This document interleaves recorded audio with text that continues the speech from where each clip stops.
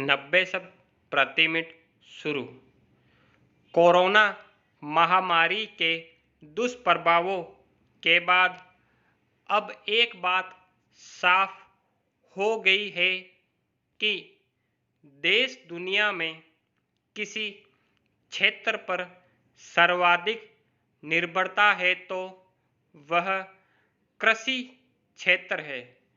इसमें कोई दो राय नहीं कि औद्योगिकरण समय की मांग है, पर पिछले कुछ दशकों से औद्योगिकरण के नाम पर खेती किसानी की उपेक्षा हुई, जिसका परिणाम रहा कि गांव उजड़ते गए और शहरों में गगनचुंबी इमारतें बनती रही। इसके साथ ही उद्योग धंधों की प्राथमिकता के चलते कृषि क्षेत्र पर अपेक्षित ध्यान भी नहीं दिया गया। यह तो देश के अन्नदाता की मेहनत का परिणाम है कि देश में खाद्यान्नों के भंडार भरे हैं। कोरोना लॉकडाउन के कारण जब सब कुछ थम गया, उस समय सबसे बड़ा सहारा खाद्यान्नों से भरे ये गोदाम ही रहे। लोगों की एकमात्र आवश्यकता रसोई की सामग्री की उपलब्धता रही और इसमें सरकार पूरी तरह से सफल रही। आज अर्थशास्त्री एक बार फिर यह कहने लगे हैं कि यदि अर्थव्यवस्था को उबारना है तो इसके लिए कृषि क्षेत्र पर विशेष ध्यान देना होगा। सरकार भी अब कृषि क्षेत्र पर खास ध्यान देने लगी है।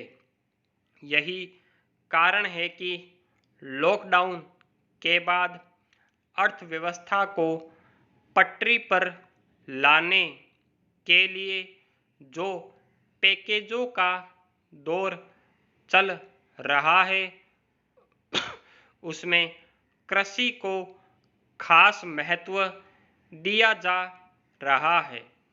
कृषि क्षेत्र के प्रभाव को हमें दो तरह से समझना होगा। पहला यह कि कोरोना के चलते लॉकडाउन के हालातों और रोजगार ठप होने की स्थिति में लोगों को खाद्यान्न उपलब्ध कराना ताकि कोई भी व्यक्ति भूखा न सोए, तो दूसरी ओर किसानों के हाथ भी पूंजी का आना, जिससे वे आर्थिक दृष्टि से मजबूत हो सके। केंद्र हो या राज्य सरकारें, सभी इस दिशा में आगे बढ़ रही है। यह समय की मांग भी और आवश्यकता भी। लॉकडाउन के दौरान देश के करीब 80 करोड़ लोगों तक गेहूं, चावल, दाल आदि मुफ्त उपलब्ध कराया गया। देश के कई राज्यों में आज भी गरीबों और साधनहीन लोगों को मुफ्त राशन उपलब्ध कराया जा रहा है।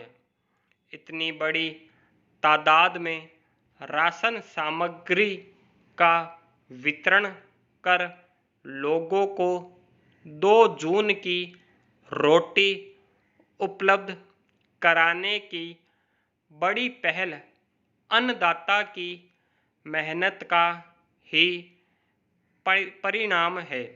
देश में रबी में रिकॉर्ड पैदावार हुई। इसका एक बड़ा कारण लॉकडाउन के दुष्परिणामों से या यूँ कहें कि बंदिशों से कृषि क्षेत्र को जल्दी राहत देकर बचाया गया। इससे फसल की कटाई से लेकर मंडियों में खरीद तक का मजबूत नेटवर्क प्रभावी रहा। यही कारण है कि रबी में ही केवल और केवल गेहूं की सरकारी खरीद से देश के किसानों के हाथों में 75,000 करोड़ रुपए पहुंचे हैं।